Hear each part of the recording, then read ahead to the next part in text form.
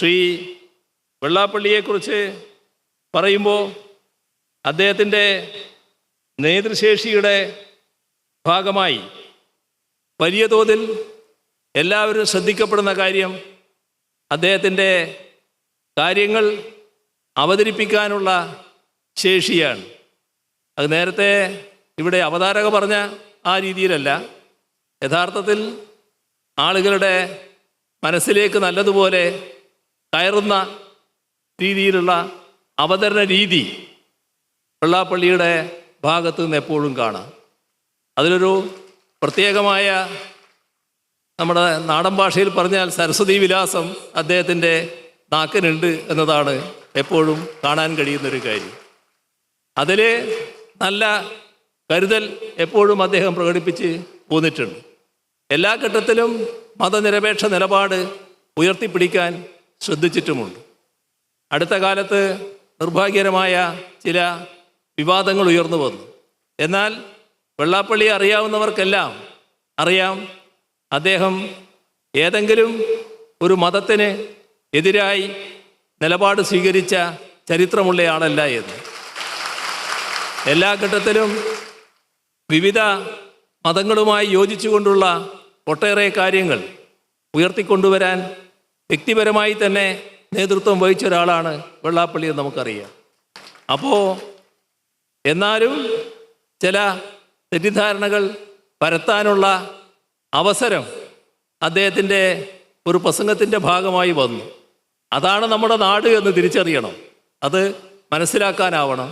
അത്തരം കാര്യങ്ങൾ കൂടുതൽ ശ്രദ്ധയും അവധാനതയും വെള്ളാപ്പള്ളി പുലർത്തേണ്ടതുണ്ട് എന്ന് മാത്രമാണ് ഈ ഘട്ടത്തിൽ പറയാനുള്ളത്. ഏതെങ്കിലും തരത്തിലുള്ള കുറവ് അദ്ദേഹത്തിൻ്റെ ഭാഗത്ത് വന്നു എന്നുള്ളത് കൊണ്ടല്ല.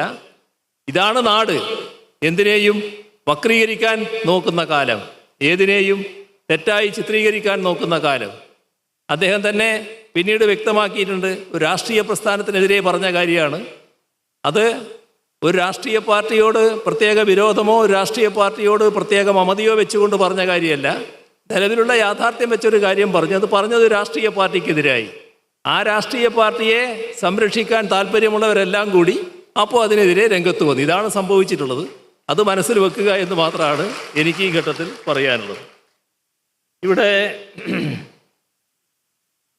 ശ്രീ വെള്ളാപ്പള്ളി നടേശൻ്റെ നേതൃത്വത്തിൽ വിദ്യാഭ്യാസ രംഗത്ത് ഈ പ്രസ്ഥാനം കൈവരിച്ച പുരോഗതി വളരെ വലുതാണ്.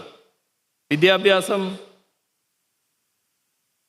എന്നാൽ മനുഷ്യനെ മനുഷ്യത്വമുള്ളവനാക്കുന്ന പ്രക്രിയയാണ്. അതൊരു വലിയ സാമൂഹിക സേവനമാണ്.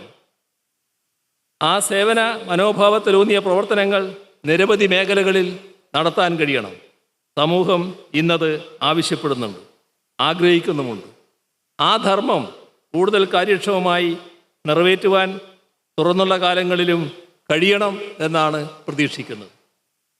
SNDP യോഗം രൂപീകരിക്കപ്പെട്ട കാലത്തെ ആശയങ്ങൾ കാലാനുസൃതമായി നവീകരിക്കാനും ഗുരു സന്ദേശങ്ങളുടെ സത്ത പ്രായോഗികമാകും വിധം ഇനിയും ദീർഘകാലം ഈ പ്രസ്ഥാനത്തെ നയിക്കാനും ശ്രീ വെള്ളാപ്പള്ളി നടേശനെ കഴിയട്ടെ എന്ന് ആശംസിച്ചുകൊണ്ട് ഈ സ്വീകരണ സമ്മേളനത്തിൻ്റെ ഔപചാരികമായ ഉദ്ഘാടനം നിറഞ്ഞ സന്തോഷത്തോടെ നിർവഹിച്ചതായി അറിയിച്ചുകൊണ്ട് അവസാനിപ്പിക്കുന്നു.